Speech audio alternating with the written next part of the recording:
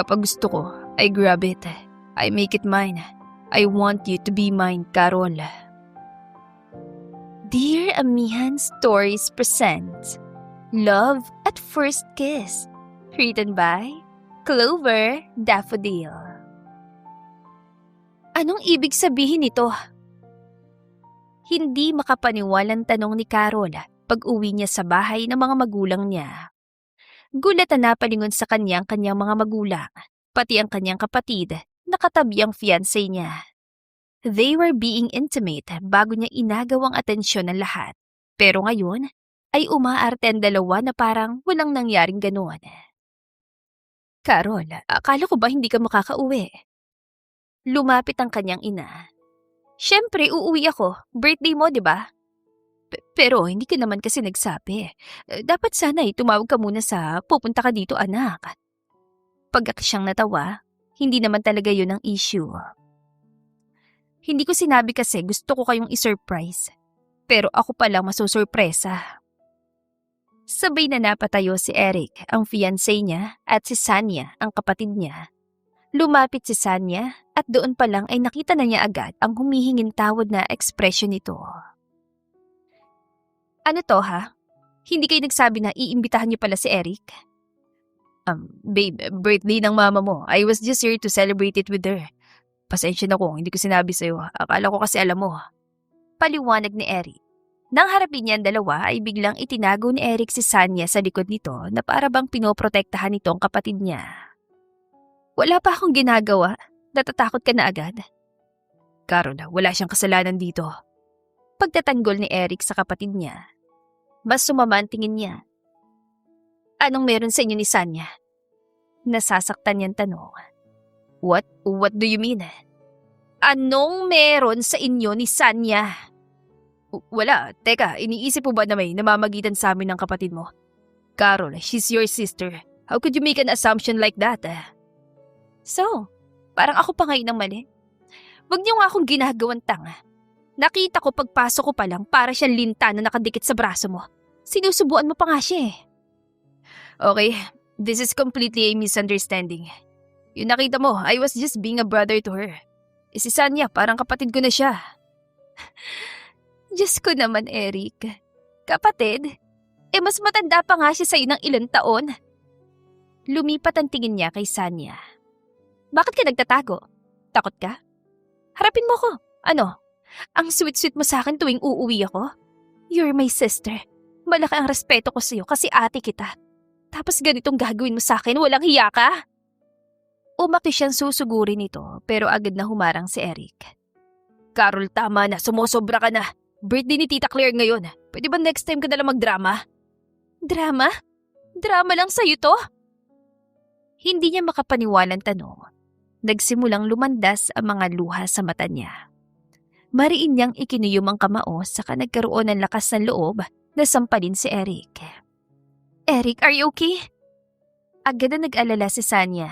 Nang makita nito ang pamumula ng pisngi ni Eric, ay sumamang tingin nito sa kanya. Fine. Let's just say na meron nga namamagitan sa amin ni Eric. Ano naman sa'yo? Bakit? Kasal na ba kayo? At isa pa, una pa lang naman, ako na talagang gusto niya. We were supposed to be together. Nauna ko siya nakilala kaysa sa'yo. Ikaw lang naman ang panira kaya hanggang ngayon, nakikihati pa rin ako sa atensyon niya. Ano sabi mo? Mas tumindi ang galit na naramdaman niya. Carol, yun ang totoo. Remember when you told me you have feelings for Eric? We were in college back then. Ako nag-encourage sa'yo na mag-confess and I was the one who asked Eric to accept your feelings. Kasi kapatid kita at gusto kita makita masaya. If only I'd been honest with my feelings for him. If only I didn't ask him to do that. Kami talaga dapat. Una pa lang. Mahabang paliwanag dito. Parang may kutsilyong tumarak sa puso niya mga salitang yon. Tumingin siya kay Eric, hoping that he would deny it and explain himself. Pero yumuko lamang ito. Carol, sorry. We're really sorry. Pero nagmamahalan kami ni Eric. And besides, bigla nitong hinawakan ng tiyan nito. Buntis ka? Oo. At si Eric ang ama. Kailan pa? I'm 3 weeks pregnant. 3 weeks. Ang galing! Natawa siya, pero sumasabay ang luha sa pagtawa niya. At kailan niyo pa ako niloloko? Biglang lumapit si Eric at hinawakan ng kamay ng kapatid niya. 3 years. Si Eric ang sumagot. Oh, 3 years. At ngayon ko lang nalaman. Grabe, hindi ko napansin yun Carol, I'm really sorry. Please, huwag ka magalit kay Sanya. Saan ka na lang magalit? Dapat naging honest na lang ako sa totoong nararamdaman ko. Hindi ko intensyon na saktan ka. But I really can't change how I feel. Napatango-tango siya. Humihikbi na siya. But no one dared comfort her. Ang mga magulang niya ay tahimik lang din. Alam niyo mga pinagagagawa ng mga walang hiyang ito? Tanong niya sa mga magulang niya habang nakaturo sa dalawa. Buntis si Sanya.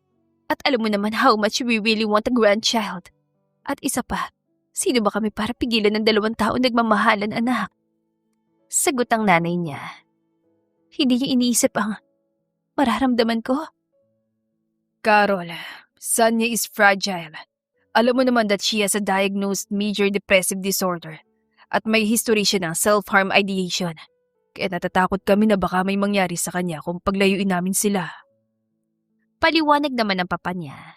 Alam niya naman ang bagay na yun dahil sa naging ex-boyfriend ni Sanya ay halos mabaliw ito noon.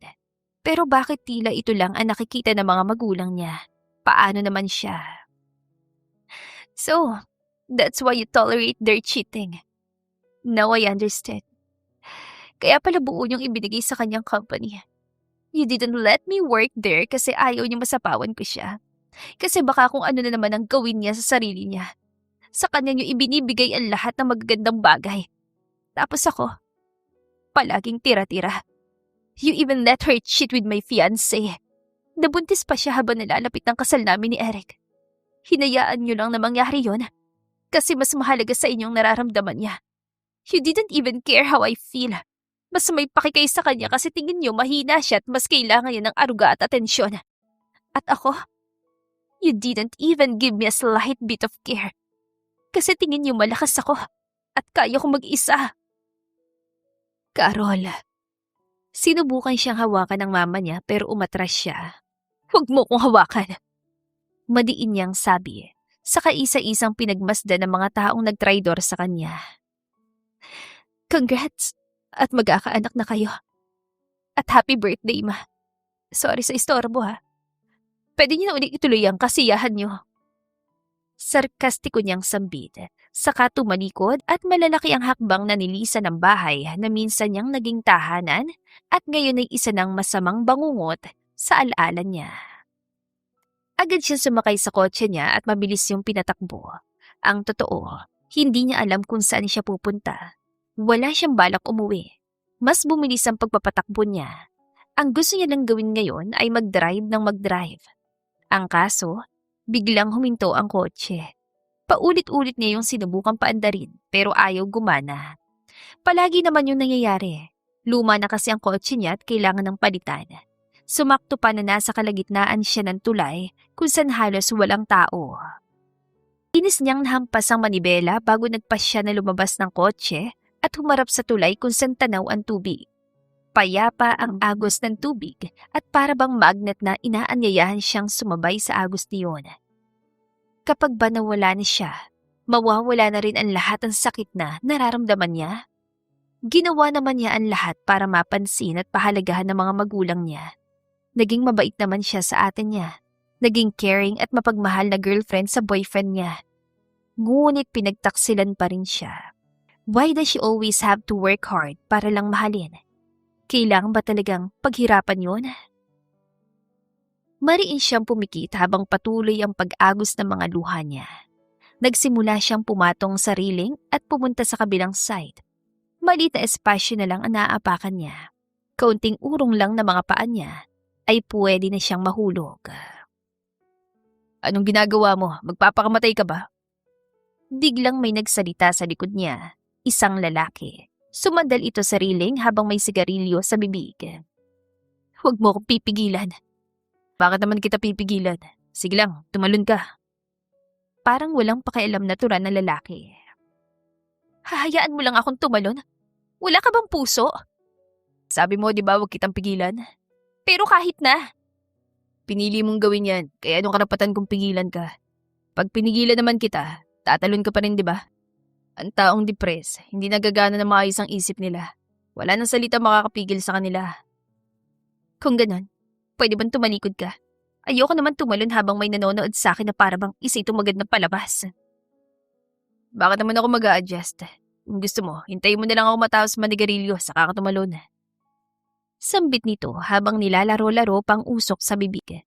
Hindi siya nakasagot. Bumaba ang tingin niya sa ibaba at bigla ay nalula siya. Ngayon niya lang na-realize kung gaano kataas ang kinaroroonan niya. Ano, natatakot ka na? Tanong nito habang natatawa. Tumahimik ka nga. Ano kaya kung magkwentuhan muna tayo? Tutal, ito na ang huling araw mo sa mundo.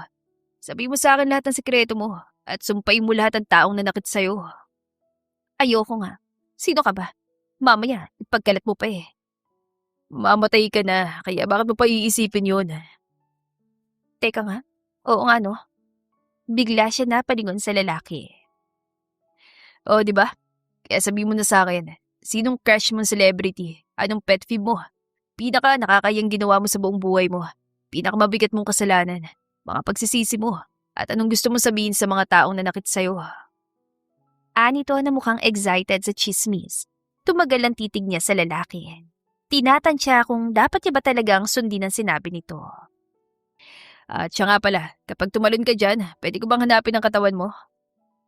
Teka, anong plano mong gawin sa katawan ko? Wala lang. Mahilig kasi ako mag-collect ng mga dead corpse. Pinag-eksperimentuhan ko sila at sinusubukan buhayin. Kung hindi mo na itanong, isa akong scientist. Baliw ka. At saka saan ka ba nakatira? May mga ari-arian ka ba? Kung wala kang pagbibigyan nun, pwede mong ipamana sa akin. Kulang kasi ang budget ko para sa research. Mas maganda kung ibigay mo na lang sa akin ang kayamanan mo. Para kapag namatay ka na, at least alam mo nakatulong ka at may kalalagyan ka sa langit, di ba? Bigla niyang naalala kung gaano kalaki ang savings na inipon niya sa bank account niya. Sayang naman kung nandoon lang yon at hindi magagamit. Dapat pala nag-travel muna siya bago niya naisip gawin to. Hindi pwede. I-reschedule ko na lang muna to. Nakaisip na ako kung paano ko gagastusin ang pera ko. Umakto siyang pupunta sa kabilang side ng railing. Ang kaso, bigla siyang nawala ng balanse. Umaktong aabutin ng lalaki ang kamay niya, pero huli na dahil tuluyan na siyang nahulog. Napapikit siya. Agad niyang naramdaman na malamig na tubig na bumalot sa buong katawan niya. Hindi siya marunong lumangoy. Unti-unting lumalabo ang paningin niya. Unti-unti siyang nilamon ng kadiliman. At unti-unti ay nauubusan na rin siya ng hininga. Ito naman ang plano niya una pa lang, pero bakit ngayon ay parang nagsisisi na siya? Papikit na mga mata niya nang bigla niyang maramdaman ang kamay na humila sa kanya. Ramdam niya rin ang katawan na yumakap sa kanya habang pilit siyang hinihila pataas. Hanggang sa tuluyang pumikit ang mga mata niya. Nagising na lang siya nang maramdaman ang malambot na bagay na nakadikit sa labi niya. Agad na lumayo ang lalaki na makitang gising na siya. Thank God you're awake. Dahan-dahan siya napabangon kasabay ng pag-ubo, kasabay ang paglabas ng tubig sa bibig niya. Ano, okay ka na? Tanong nito habang malalim ang paghinga. Bakit mo ako niligtas? Akala ko ba supportive ka sa pagpapakamatay ko? Bigla itong tumayo kaya tumayo rin siya. Nakikita ko kasi na hindi ka pa handa. Pagsabi ka lang kung kailan ka handa para tulungan kita. Anito sabay lakad palayo. Agad siyang sumunod. Bumalik sila sa itaas, sa tulay kung saan siya nahulog. Bumalik ito sa pwesto nito kanina habang siya'y pumuesto sa tabi nito. O ano, isasabihin ka? Tanong nito nang mapansin na matagal niyang pagtitig. Salamat sa pagligtas mo sa akin. Hindi pa nga talaga ako handa at wala na akong plano pang ituloy yun. Kung ganoon, utang na loob mo na sa akin ang buhay mo. You owe me now. Kailangan mo akong bayaran. Bigla ito naglahad ng kamay. Nataranta siya at napakapa sa sarili. Wala siyang valuable thing na pwedeng ipambayad. Bigla lumipat ang tingin niya sa kotse niya na nakaparada sa isang gilid. Pwede bang yung kotse ko na lang munang ipambayad ko? Medyo sira na yan, pero pwede mo namang ibenta. Bigla itong tumawa. Tawa na halos mapakapit sa tiyan at maiyak. Ano nakakatawa? Binibiro lang kita, masyado kang seryoso. Natatawa pa ring sabi nito. Imbes na mainis ay natawa na lang din siya. She was seriously willing to give him her car. Malaking bagay talaga na buhay pa siya ngayon dahil dito. Kung ganon, anong gusto mo makuha? Tumigil ito sa pagtawa at sumeryoso na. Pag-iisipan ko pa. Sa susunod ko na lang sasabihin. Sabi nito saka nag-iwas ng tingin. Isang mahabang katahimikan ang namagitan sa kanila hanggang sa naisipan niya magtanong. Anong pangalan mo? I'm Lucian. How about you? Carol. You know, you can still say anything about your problem. This is the perfect timing to vent out. Napayuko siya at hindi na naman maiwasang maiyak. Masyado kasing komplikado eh. Ano ba kasing nangyari? Heartbroken ka ba? Niloko ka ba? Ang ate ko at ang fiancé ko, may relasyon pala sila. 3 years na nila ako niloloko at magkakaanak na sila. And you know what's the worst part about it? Aware ang mga magulang ko at supportive pa sila. Imagine if I hadn't found out, baka hanggang sa ikasal kami, bumubuo na pala sila ng pamilya. Pagkukwento niya, nakatingin lang ang lalaki at seryoso nakatitig. So, anong plano mong gawin? Ewan, magpapakalayo-layo na lang siguro. Alam mo, yung mga ganung lalaki, dapat pinuputulan ng alam mo na. Natawa siya sa paraan ng pagkakasabi nito. Gets ko naman. Ano bang pangalan ng fiancé mo? Eric, bakit? Kilala mo? You know his number? Contact number? Oo, bakit mo tinatanong? Nilabas ito ang cellphone mula sa bulsa ng pants. Basa yun pero mukhang gumagana pa naman. Mabuti na lang hindi nasira ang cellphone ko. Sabi mo sa akin kung anong contact number niya. Ano ba kasing gagawin mo? Gawin mo na lang. Kahit nagtataka ay idinikta pa rin niya ang contact number ng fiancé niya na ex na niya ngayon. Okay, Eric ang pangalan niya, tama? Oo. Ilang minutong lumipas bago may sumagot sa tawag nito. Ni-loudspeaker pa nito para marinig niya. Hello, si Eric ba to? Hello, ako nga. Sino to? Kasama ko ngayon si Carol. Alam mo, salamat sa'yo kasi pinakawalan mo siya. Hindi siya nababagay sa santulad mo na bagang buntot. Hindi ko pa nakikita mukha mo pero nai-imagine ko na agad kung gaano ka kapangit. You're a walking trash.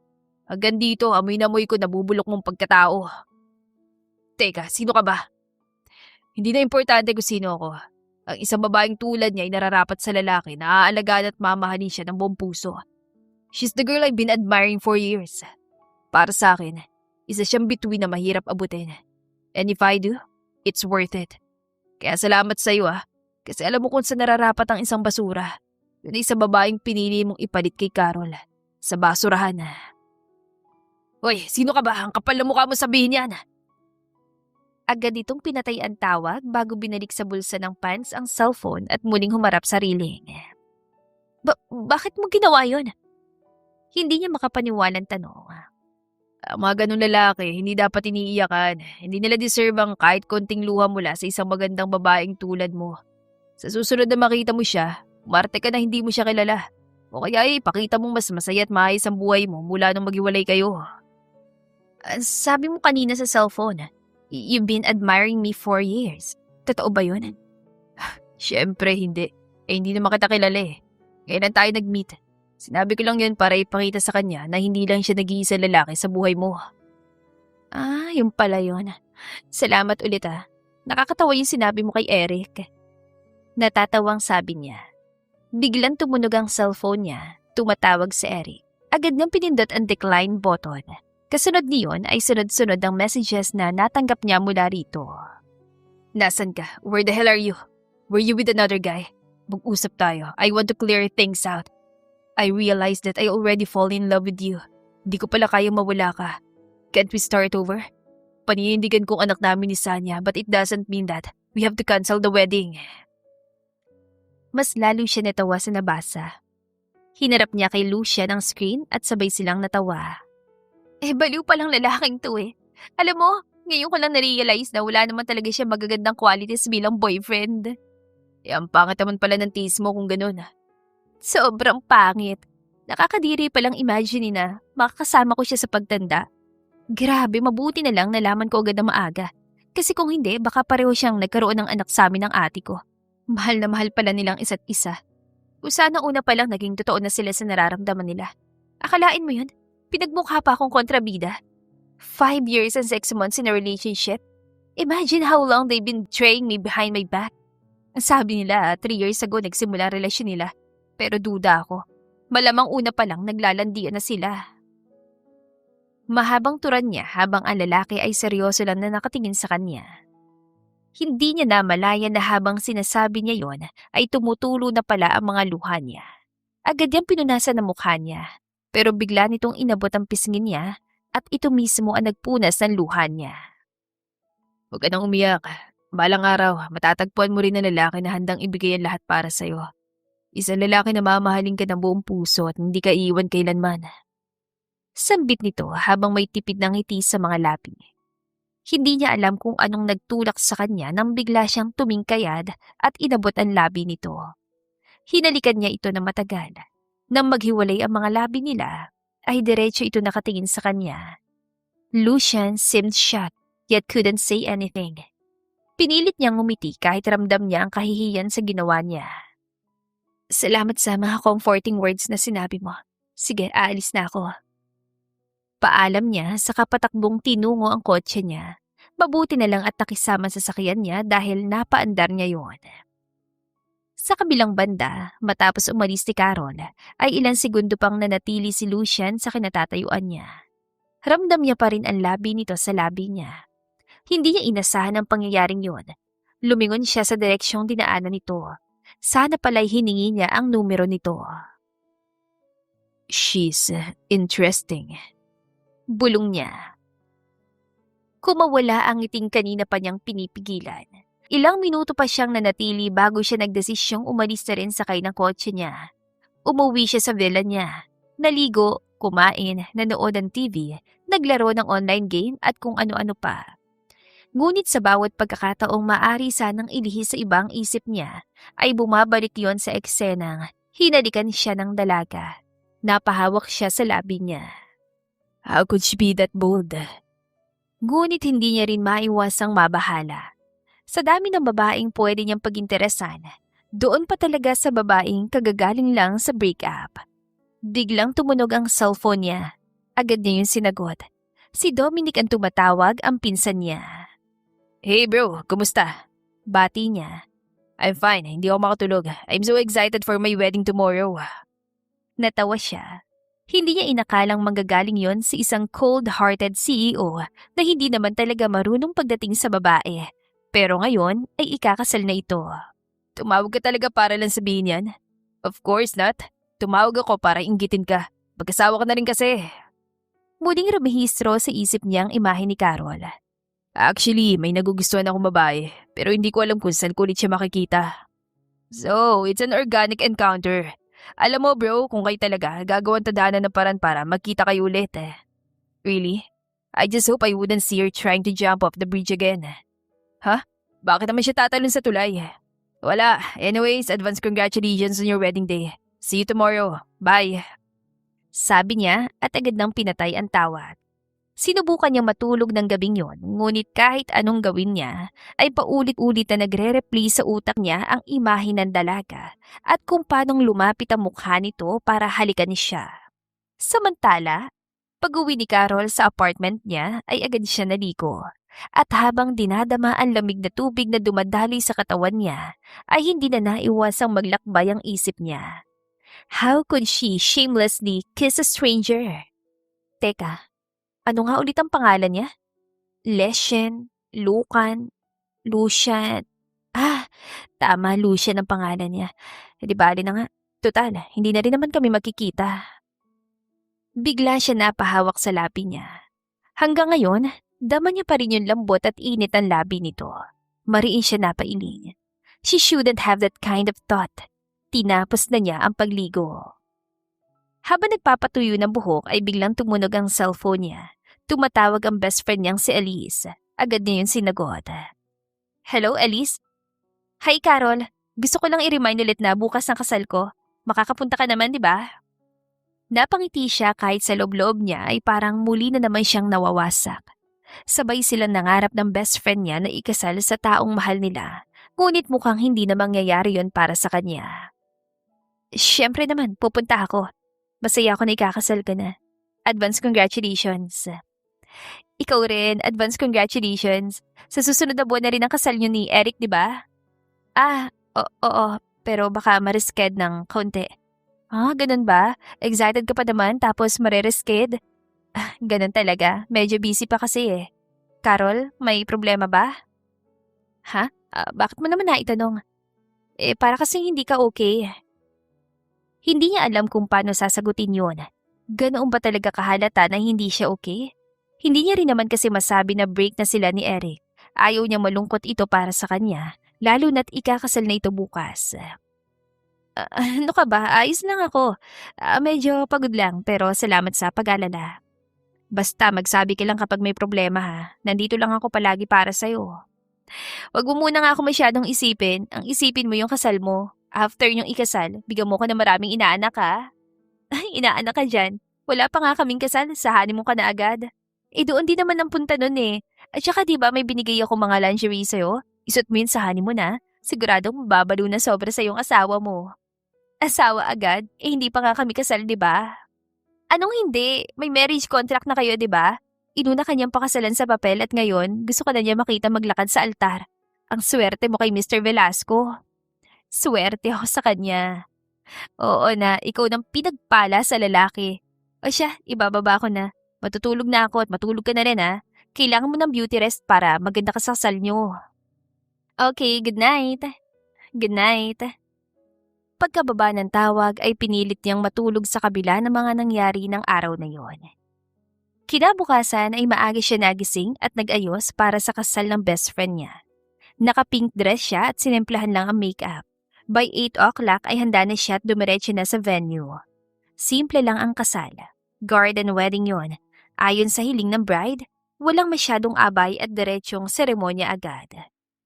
Umupo siya sa pwesto kung saan matatanaw agad ang bride. Nagsimula ang kasal. Agad niyang inilabas ang cellphone para kumuha ng maraming pictures. Mabilis na lumipas ang oras hanggang sa nagpalitan ng mga ito ng vows, exchange of rings at ang pinaka-importanting parte, ang kissing scene. Hindi niya naiwasang mainggit.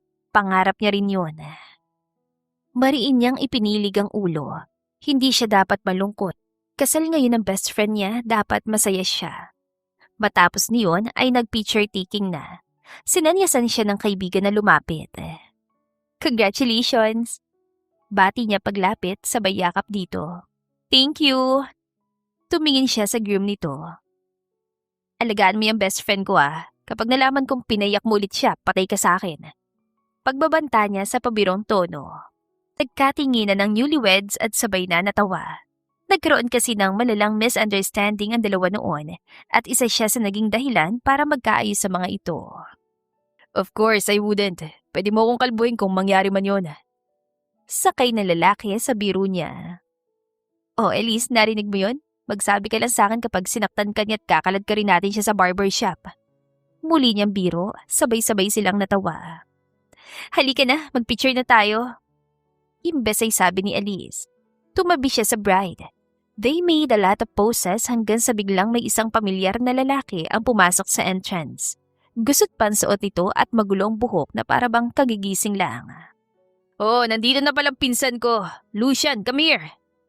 Tawag ng groom sa lalaking kadarating lang. Namilog ang mga mata niya nang makilala ang lalaki. Hindi ba't ito yung lalaking nakasama niya sa tulay?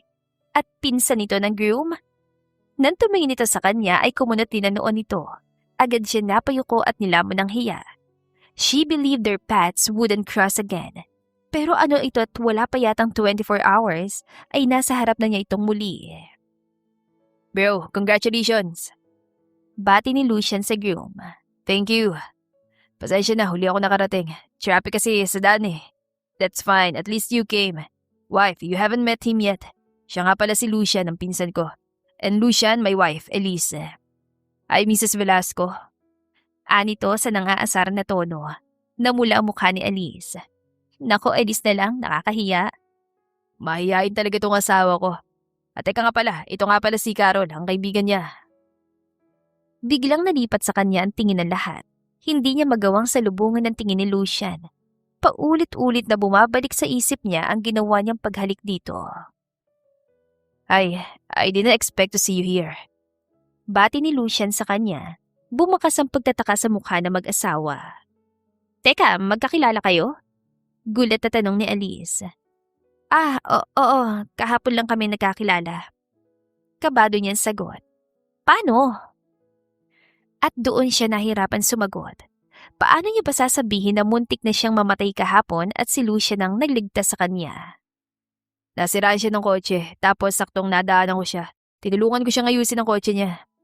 Si Lucian ang sumagot. How unlikely of you to help Carol. You've always been cold around women, remember? Usal ng asawa ni Elise.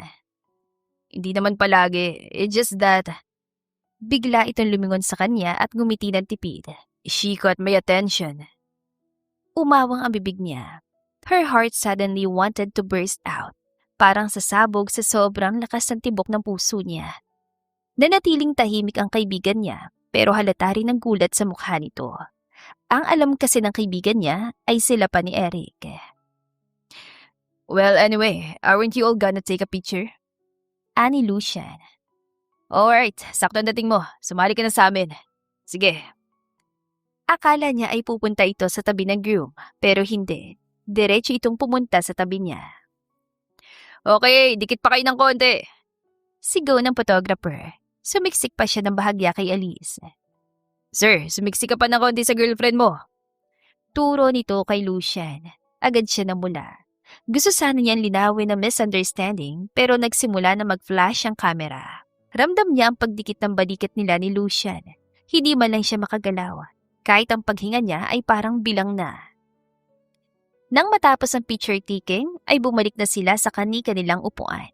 Umupo si Lucian kasama mga kamag-anak nito. Dahil wala siyang masyadong kilala sa mga bisita, mag-isa lang siya sa mesa. Nagtipon-tipon na ang mga babae para sa paghagis ng bouquet. Nanatili lang siya sa upuan dahil wala naman siyang balak na sunod ikasal. Ito na, ihahagis ko na! 1, 2, 3! Sigaw ng kaibigan niya. Mahigpit niyang hawak ang cellphone habang nagbi-video. Nang biglang dumiretso sa pwesto niya ang bouquet. Kusang kumilos sa mga kamay niya para saluhin yun. Nagpalakpakan ng lahat habang siya naman ay hindi alam ang gagawin sa hawak na bulaklak. Kailan ang kasal? Rinig pa niya sigaw ng kung sino. Biglang may umupo sa harap niya. At mukhang ikaw ang susunod ay kakasal. Who's the groom? Eric? Tanong ni Lucian sa nangaasar na tono. Nawalang ilang niya at napalitan ng inis. Huwag mo ang babanggitin ang pangalan niya at saka wala akong plano magpakasal, no? Anya sabay hagis ang bulaklak sa lalaki na agad naman itong sinalo. Kung gusto mo, ikaw na lang magpakasal. Total mo ka maraming gusto magpakasal sa'yo dito. Inis niyang sabi. Napansin niya kasing panayan tingin sa kanya ng mga kababaihan. Is this your way of proposing? What? Pinasa mo sa akin ng bouquet at sinabi mo ako na lang ang magpakasal. Hindi kaya gusto mo akong pakasalan? Baliw. Akin na nga yung bouquet. Hindi ko na lang ibibigay sa'yo. Umakto siyang babawiin yon pero agad naman itong inilayo sa kanya. Oops, wala na mawian. Umikot ang mga mata niya at umiwas ng tingin. Di huwag mo nang ibalik.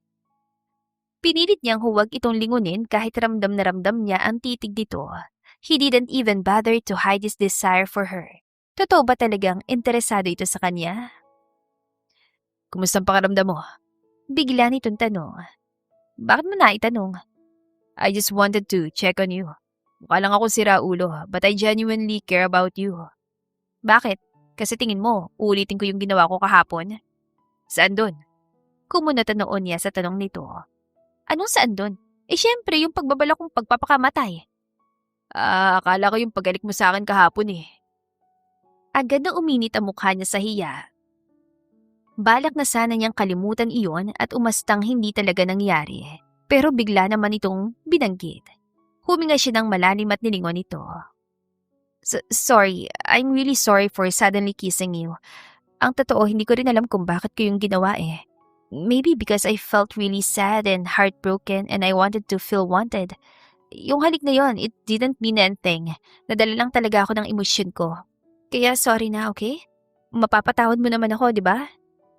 Natawa ito. Bigla nitong inilapit ang mukha sa kanya. Pasensya na, hindi kasi ako tumatanggap ng sorry. Kapag may taong gumawa ng kasalanan sa akin, gumaganti ako. Ano, susuntukin mo ba ako? Natatakot yan sa ati. Ngumiti ito na malawak. Hinawakan ang baba niya para itaas at bigla siyang hinalikan sa labi. Sa sobrang gulat niya ay halos hindi siya makagalaw. Tumagal ng ilang segundong halik na yon bago humiwalay ang labi nito. Pero hindi pa rin ito lumayo at may ibinulong sa tenga niya. Kasalanan mo kung bakit ako nahuli ng dating sa kasal. Paano ko naging kasalanan yun? Your lips kept me awake the whole night. Dahil sa'yo, sobrang late na yung tulog ko. Adi ka ba? Alam mo ba kung gano'ng karaming mata nakatingin sa atin ngayon? Ayaw mo silang tumingin. Natural lang yun kasi may mga mata sila. Bigla siyang tumayo at masamang tumingin sa lalaki. Didn't he realize how embarrassing this was? Ang daming nakatingin sa kanila. Kapag hindi pa ito tumigil, maaagaw na nilang spotlight ang newlywed couple. Lumakad siya at lumapit sa best friend niya. Elise, pasensya na pero kailangan ko na umalis. Ha? Pero paano party? Bigla kasing nagkaroon ng emergency sa bahay, kaya kailangan ko na talaga umuwi. Mahalaga lang talaga. Ganun ba? Sige, ingat ka ha. Nagpaalam siya at nagmadaling umalis. That guy was driving her crazy. She didn't expect him to be worse than her. Mas bold pala ito. Mas baliw pala kaysa sa kanya. Pag-uwi niya, agad siya nagbihis at naligo. Umaasa siyang mabubura ng tubig ang mga gumugulo sa isip niya. Pero hindi. Mas lalo niya lang naaalala ang lahat at mas lalo lang siyang nalito. Kinabukasan, bumalik na siya sa trabaho. Manager siya ng isang convenience store na pagmamay-ari ng pamilyang Velasco. Ang pamilyang pinakasalan ng best friend niya. Ayaw niya sabihin na na-promote siya bilang manager dahil sa connection niya kay Elise. Pero iyon talagang totoo. Kaya malaki rin ang pasasalamat niya na nakatagpo ang kaibigan niya ng isang mayaman at devoted na tao. Ang totoo, gusto niya magtrabaho sa isang magandang kumpanya pero hindi siya nakapagtapos ng pag-aaral dahil kapos sila sa buhay at kailangan niya mag-step up para makatulong sa pamilya. Tanging ate niya lang ang nakapagtapos ng kolehiyo. Hindi rin siya hinayaang magtrabaho sa kumpanya ng pamilya nila nang unti-unti yung lumago dahil wala raw siyang alam at magiging pabigat lang sa negosyo. Pero hindi lingid sa kalaman niya na ayaw lang ng mga ito na malamangan niya ang ate niya. Hindi siya nagyayabang pero matalino siya. Valedictorian siya ng senior high at kayang-kaya niyang trabaho doon kung tuturuan lang siya. Pero para protektahan ang marupok na damdamin ng ate niya, kinailangan niya maglaylo. Hindi niya pwedeng angatan ito dahil mabilis itong masaktan at panghinaan ng loob. Sa mata ng mga magulang niya, mahina ito at mentally unstable. Naiintindihan niya naman yun, pero minsan, hindi niya maiwasang magtampo. Bakit palaging ate niya lang ang iniisip ng mga ito? Napabuntong hininga siya at iwinaksi iyon sa isipan. Pagdating sa store ay naroon ang dalawang staff, ang newly hired na si Nina sa cashier at si Finn na nag-aayos ng mga paninda. Binati siya ng mga ito. Dumiretso siya sa office niya para ayusin ang finance report na ipapasa niya. Lumipas sa maghapon at nang matapos sa mga dapat gawin ay lumabas siya para maglakad-lakad. Iyon ang madalas niyang gawin sa free time niya. Madilim na pero maliwanag ang bawat tindahang nadadaanan niya. Hanggang sa huminto siya sa harap ng isang butik kung saan may nakadisplay na wedding gown sa likod ng glass wall. Dahan-dahan niyang hinipod sa salamin na para bang ang mismong gown ang hinahawakan niya. Muling kumirot ang dibdib niya. Hanggang kailan ba siya magiging ganoon? Hanggang kailan niya ba dadalhin ang sakit na nararamdaman niya ngayon? Ang ganda. Gusto mong itry? Biglang may nagsalita sa tabi niya. Hindi niya namalayang may tao na pala roon. Mas lalo siya nagulat nang paglingon niya ay si Lucian ang naroon. Sinusundan mo ba ako? Uy, hindi Nagkataon lang na nakita kita dito. Talaga lang ha? Huwag kang mag-alala, hindi ako stalker. Sadyang nakatadhana lang talaga na magtagpo tayong dalawa. Okay, sige, alis na ako. Tumalikod siya para umalis, pero sinundan siya nito. Saan ka pupunta? Habol nito hanggang sa magsabay sila ng lakad. Wala ka na ron. Gusto mong kumain sa flagship cafe namin sa mall? Ngumiti ito.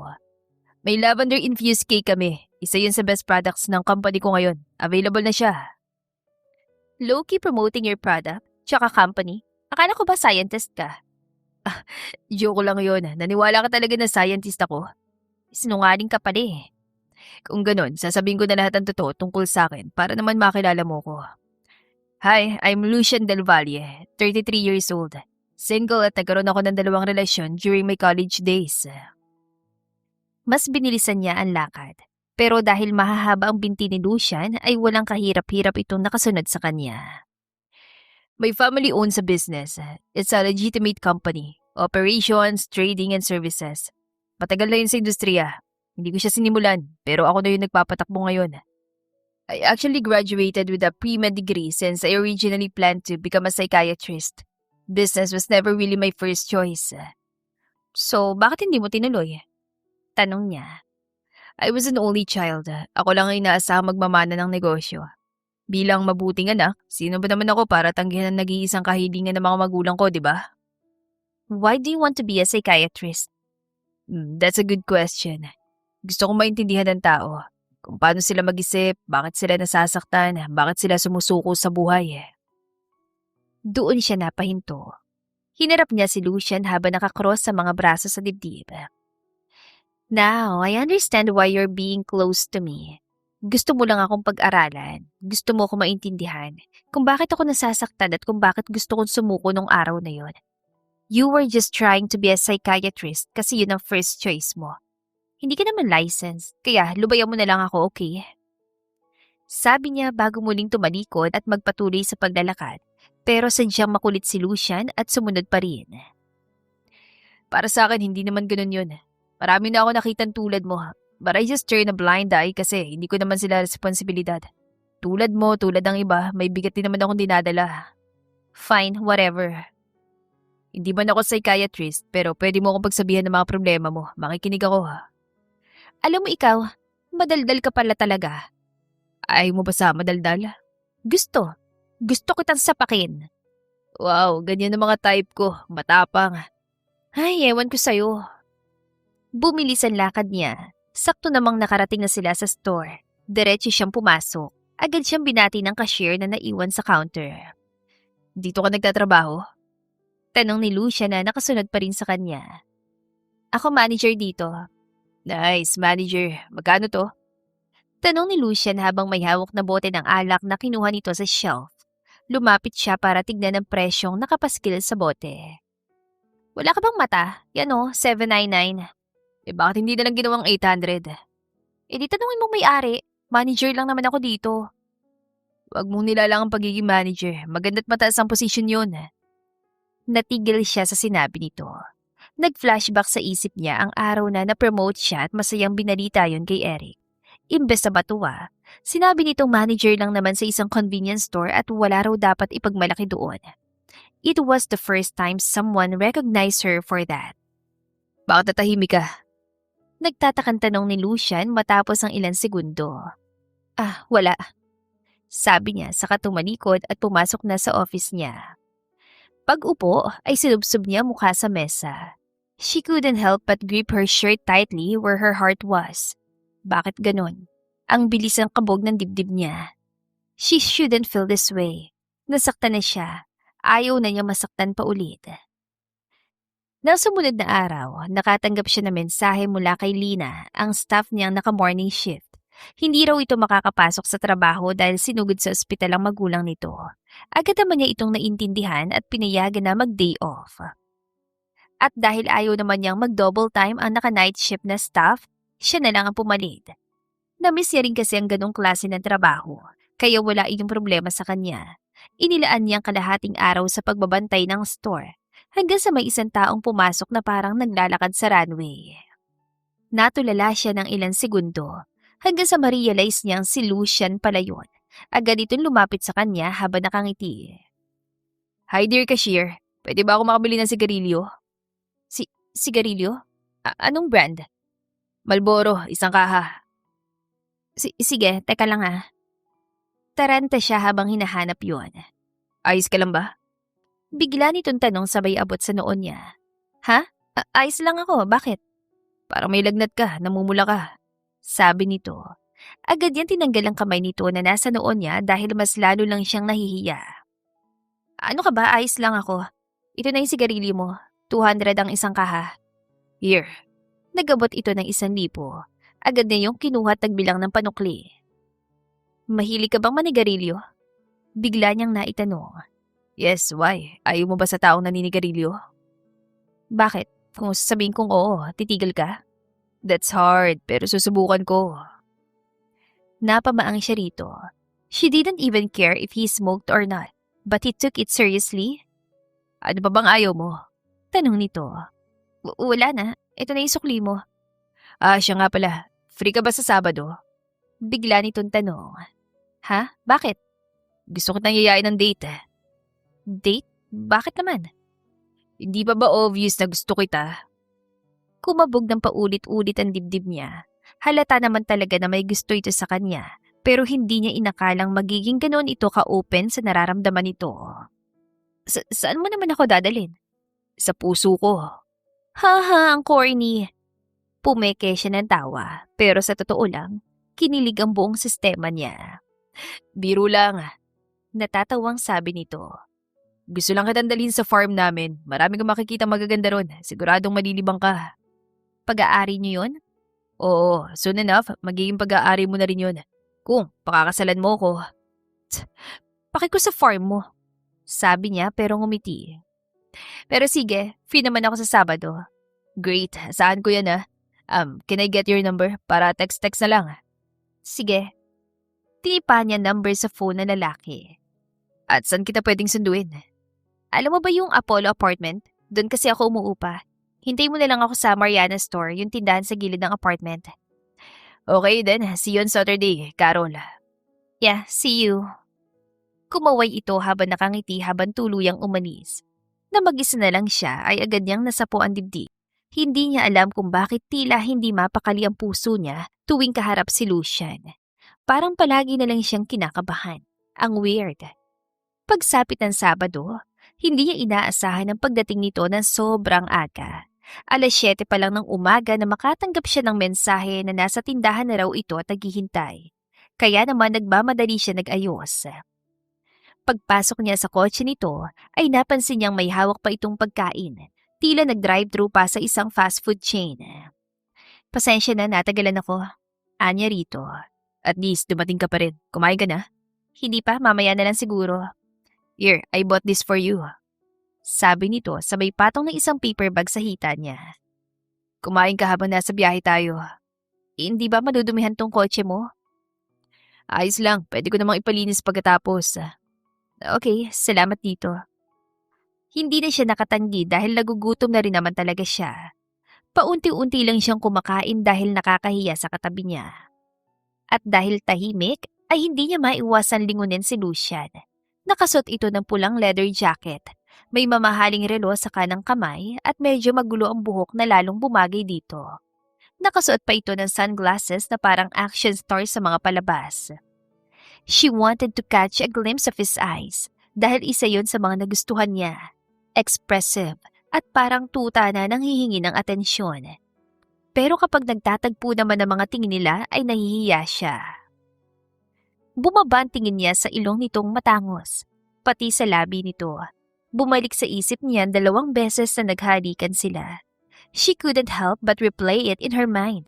Marahil ay nagugustuhan na niya talaga ito. You're staring too much. May gusto ko bang sabihin? Bigla nitong sabi sa kasaglit na lumingon sa kanya. May iniisip lang. Sagot niya. Would you mind sharing it with me? Lucian, interesado ka ba talaga sa akin? I would never lie about my feelings. Iniisip ko siguro na masyadong mabilis. Pero ganito talaga ako. Pag gusto kong isang tao, hindi ako naghihintay ng pagkakataon. Pag gusto ko, I grab it. I make it mine. I want you to be mine, Carol. Diretso at walang pag-aalinlangan ang sagot nito.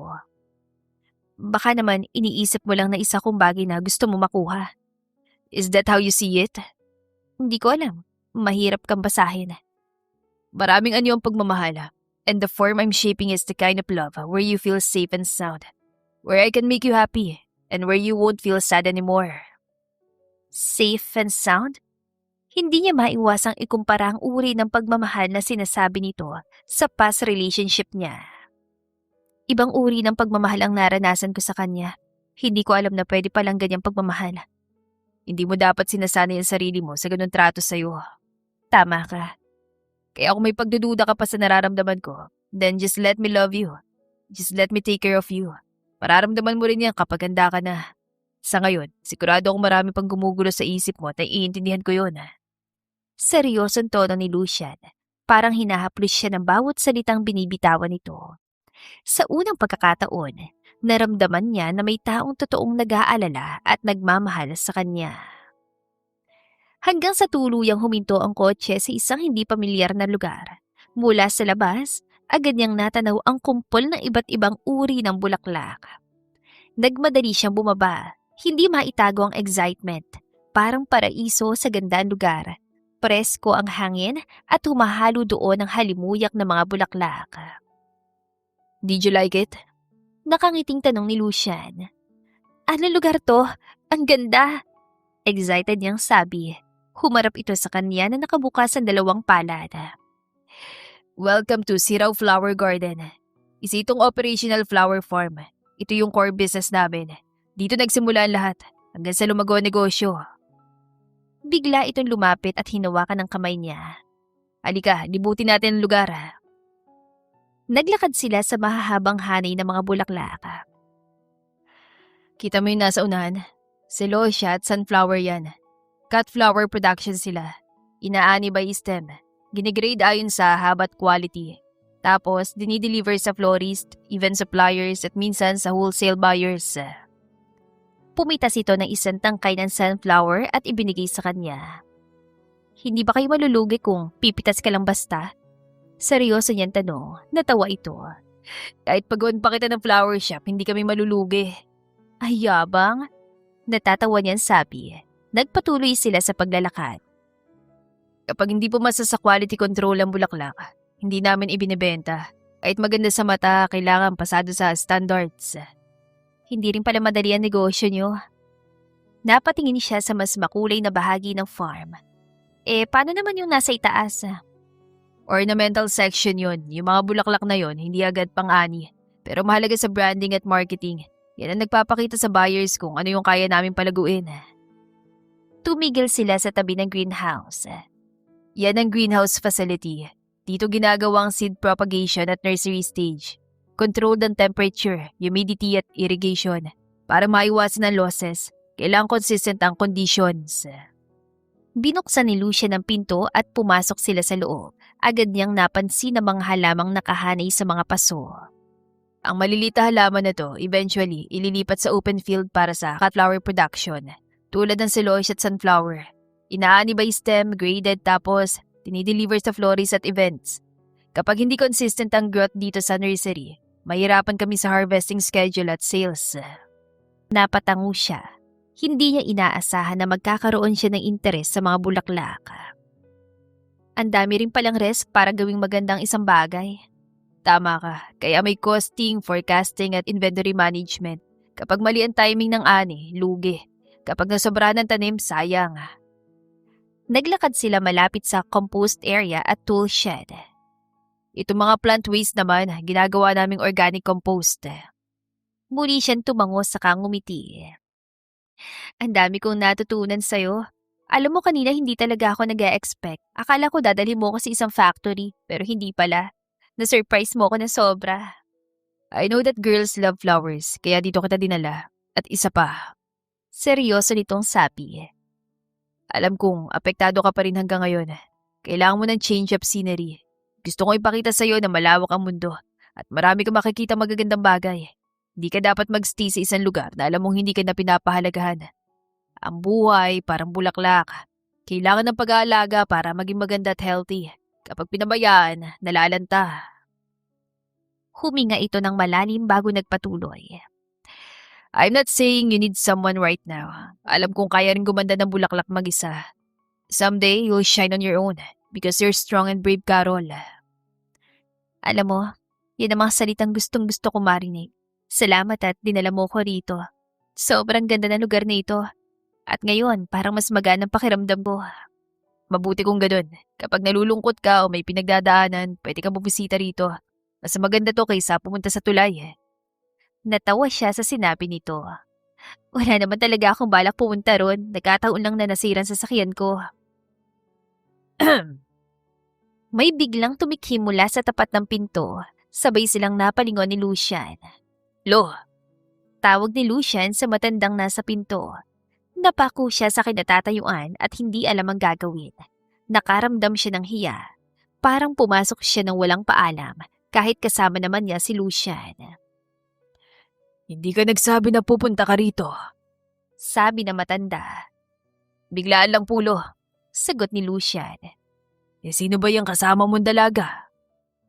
Lumapit si Lucian sa kanya, hinawakan ang kamay niya at marahang dinala siya sa harap ng matanda. Magandang araw po, sabi niya. Ako po si Carol, kaibigan po ni Lucian. Dagdag niya sabay mano sa matanda. Carol, siya yung lolo ko. Si Lolo Christopher. Sabi ni Lucian. At Lo, siya po yung kinukwento ko sa inyo. Yung nililigawan ko. Umawang ang bibig niya sa narinig. Samantala ay dahan-dahan namang gumuhit ang tuwa sa mukha ng matanda. So, it's you. Anito habang malawak ang ngiti. Ikaw palang babaeng gustong-gusto ng apo ko. Mabuti naman at napadalaw ka rito. Tama nga si Lucian, maganda ka. Kasing ganda ng mga bulaklak dito. Biro ng matanda. Natawa na lang siya kahit nag-iinit na mukha sa hiya. Alam niya may gusto sa kanya si Lucian, pero hindi niya inasahan na talagang nililigawan na pala siya nito. Wala naman itong formal na sinabi dahil basta lang umamin. Nagpakita ng motibo at ngayon ipinakilala na siya sa lolo nito. Nako, hindi naman po. Mahina niyang sabi. Kayo po bang namamahala rito? Oo naman. Sagot ng matanda. May mga tauhan kami rito, pero tumutulong pa rin ako sa pag-harvest. Paminsan-minsan tumutulong din si Lucian. Gusto mo bang maranasang mag-harvest ng mga bulaklak, iha? Okay lang po ba? Gusto ko po subukan. Sure, mukha lang nakakapagod pero nakaka-enjoy. Pero bago yan, kumain na ba kayo? Nag-drive-thru po kami bago pumunta rito. Sagot ni Lucian. Magtatanghalian na rin naman, dito na kayo kumain. Anyaya ng matanda. Halika, doon tayo sa bahay. Nauna itong lumabas. Nagkatinginan sila ni Lucian at sabay na napangiti bago sumunod. Sa likod ng greenhouse ay may maliit na sementadong bahay. Napansin niya agad ang mga bulaklak na nakadisplay mula sa entrance hanggang sa loob. Maaliwalas ang bahay at pumapasok ang sinag ng araw mula sa mga bintana, lalo niyong pinaganda ang tanawin sa loob. Dumiretso sila sa kusina. Sinampalukang manok at pinakbet ang ulam. Si Lucian pa nagsali ng pagkain sa plato niya. Pakiramdam tuloy niya wala siyang sariling mga kamay. Matapos silang kumain, dumiretso na sila sa farm. Pinahiram siya ng hat at gloves at ng mga tools na gagamitin. Tinuruan siya magtanim at pinatulong din sa pag-harvest ng mga bulaklak. Hindi niya naramdaman ang pagod. Sa totoo lang, parang mas narelax pa siya at nag-e-enjoy. Pagsapit ng gabi, ay niyaya pa siya ni Lolo Christopher na mag-overnight kasama si Lucian. Pero tinanggihan niya na dahil masyado na siya nakakaabala. Pero kung may pagkakataon siya makabalik, siguradong babalik siya sa lugar na iyon. Habang nasa biyahe, tahimik lang siya habang payapa ang ngiti sa mukha. Anong iniisip mo? Biglang tanong ni Lucian.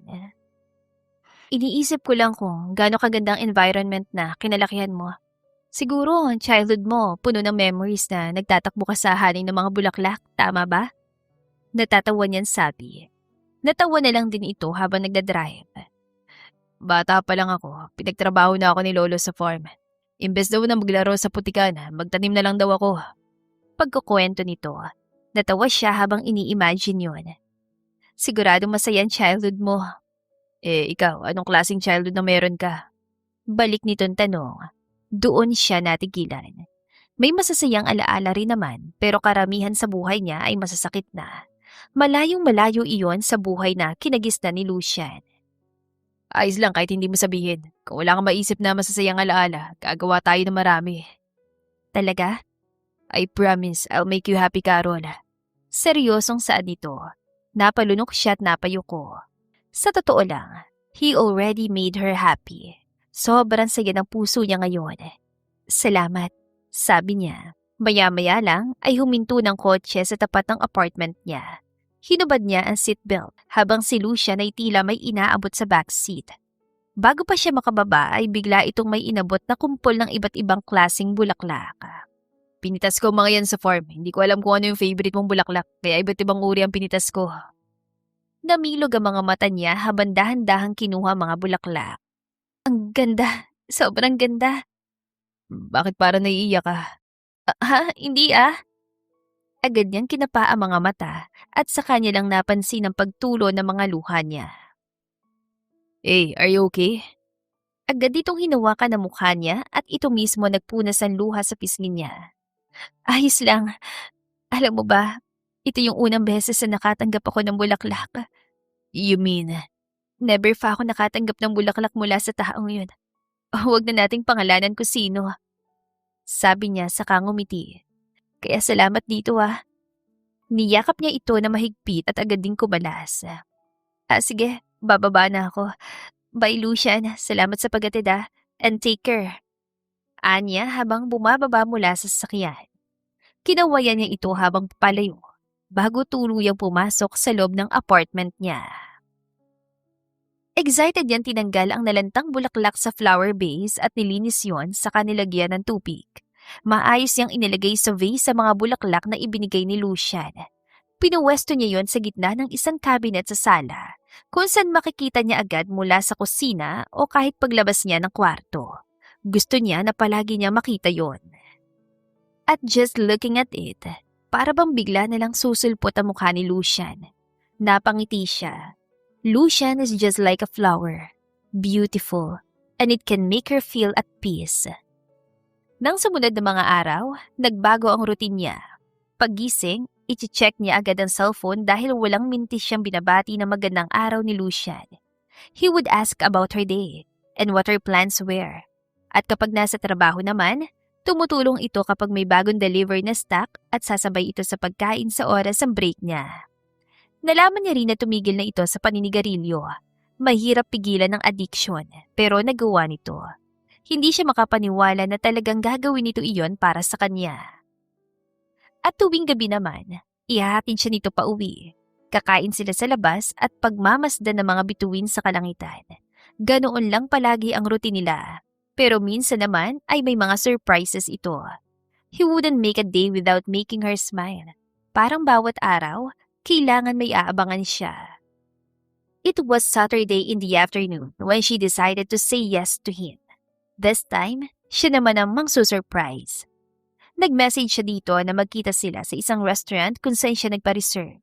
Habang naghihintay, panay ang tingin niya sa kanyang mini mirror.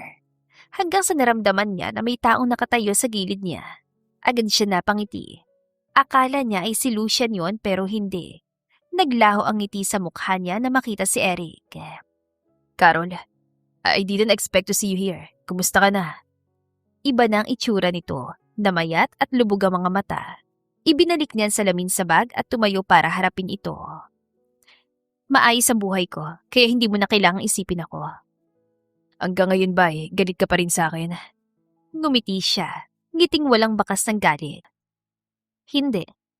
Ang totoo, gusto kong magpasalamat. Kung hindi dahil sa ginawa niyong pagtataksil sa akin, hindi ko makikilala ang taong kaya akong mahalin ng tama, na hindi mo kayang iparamdam noong tayo pa. Carol, patawarin mo na ako. Nagsisisi na ako sa ginawa ko. I thought I loved Sanya. Akala ko talaga siya lang. Pero nung mawala ka, when I realized that I might lose you to some other guy, natakot ako. Hindi ko pala kaya na mawala ka, Carol. Sa 5 taong pagsasama natin, I've grown to love you. Mahal na kita. Alam mo, nakakatawa ka eh. Teka, bakit ka nga pala nandito? Are you having dinner with my sister at talagang iniwan mo siya para lang puntahan ako? We were just having dinner. It doesn't mean anything. Baliw ka ba? Ngayon na hiwalay na tayo? Ngayon mo lang na-realize na mahal mo ko? Well, huli na, Eric. Masyado nang huli. And the fact that you are having a kid, wala na. Wala nang lugar yung pagmamahal mo. Biglang sumama ang tingin nito kaya napaatras siya. Bakit? May iba na ba? Wala ka na ron, kung meron man o wala. Is it Lucian? Kumunot ang noon niya. Paano mo siya nakilala? Well, sikat ang negosyo nila rito. And I just happened to see both of you in a restaurant the other day. Okay, so what? So what? Ang bilis Pinalitan mo ko agad. My God, the audacity, Eric. Anong tawag mo sa panlolokong ginawa niyo sa akin ng ate ko? Akala mo ba siyang tamang tao para sa'yo? Well, I'll show you something. Ipapakita ko sa'yo kung anong klaseng tao siya. Inilabas ito ang cellphone at may ipinakitang picture sa kanya. Picture iyon ni Lucian habang may kasamang babae na mukhang kaedad lang din ito. Kapwa nakangiti ang dalawa. Sa unang tingin, maiisip niya talaga na may namamagitan sa mga ito. Pero hindi siyang klase ng tao na basta nalang gagawa ng assumption base lang sa mga larawan na iyon. Carol, Eksaktong dumating si Lucian habang may bitbit na kumpol ng iba't ibang uri ng mga bulaklak. Carol, makinig ka sa akin. Niloloko ka lang ng gagong na yan. Hindi ka naman niya totoong mahal Giit ni Eric habang masama ang tingin kay Lucian. Lumapit si Lucian at hinawakan siya sa bewang. So, you're Eric. Magpapakilala ako. Hi, I'm Lucian. Ako na ngayon ang laman ng puso ni Carol. Kaya pasensya na bro. Would you mind leaving us alone? Nagde-date pa kami. Or don't tell me you were planning to be a third wheel. Anito sa nagbibirong tono. Dinuro ito ni Eric. Carol, yung lalaking yan ang gusto mong ipalit sa akin. Maniwala ka sa akin, niloloko ka lang din niya. Hindi pa ba sapat yung ipinakita kong picture sa'yo? Anong picture? Nagtatakang tanong ni Lucian. Muling ipinakita ni Eric ang picture. Yan, tignan mo. Mabuti na lang nakita ko kayo at nakunan ko ng litrato. You really think you are better than me? Ilang araw pa lang yata kayo magkakilala Hindi ito pinansin ni Lucian at bagkus ay tumingin sa kanya. Carol, mali ka nang iniisip. It's not what you think. Anong it's not what you think? Carol, pag-isipan mong mabuti. We've been together for 5 years. Mas kilala natin ang isa't isa. Akala mo ba madaling magsimula ulit sa ibang tao? Come on, let's start over again. Babawi ako sa'yo. Yung kasal, pwede pa nating ituloy yun. At kung iniisip pa si Sanya, I already made it clear to her. Ang anak lang namin ang pananagutan ko. Pero sa'yo pa rin naman ako Kumbinsi ni Eric sa kanya. Mariing kumuyom ang kamaon niya. Carol, sabihin mo lang susuntukin ko yung siraulo mong ex. Bulong ni Lucian. Carol, ano na? Pumili ka. Ako ang lalaking yan. Pagpapapili sa kanya ni Eric, natawa siya. Hindi siya makapaniwala na nagkagusto siya sa ganitong klase ng lalaki. Bigla niyang hinawakan ang kamay ni Lucian at tinaas yon para ipakita kay Eric. I was so wrong about you, Eric. Pinagsisisihan ko na kilala kita. And you know what? Lucian made me realize what love should be. At isang bagay yun na nabigo kang iparamdam sa akin. Madiim niyan turan bago hinila si Lucian palabas ng restaurant. Napahinto lang siya nang makalayo-layo na sila. Biglang hinila ni Lucian ang kamay niya paharap at niyakap siya na mahigpit. It's okay, pwede kang umiyak. Dapat pala, sinuntok ko muna siya bago tayo umalis. Naramdaman niya ang init sa dibdib nito. She felt warm, kahit na malamig ang panahon. Imbes na umiyak ay napangiti lang siya. Tapos na siyang umiyak, naubos na noon pa. At this point, wala siyang ibang nararamdaman kundi ginahawa sa kanyang dibdib. Carol, yung about sa picture nga pala. Yung babae kasama ko doon, she's my secretary. She's a good friend of mine. Kasal na siya at may 2 anak. At sa tingin ko, nung oras na nakuhaan kami ng picture, ay nung kinukwento ko sa kanya kung gaano ka ka-interesante, kung gaano kita kagusto, at kung gaano ko kagusto na mapasakin ka. Naniniwala ako sa'yo. Nakangiting sabi niya habang nakatingala rito. Hindi ka galit. Bakit naman ako magagalit? Nagpaliwanag ka naman na sa'kin.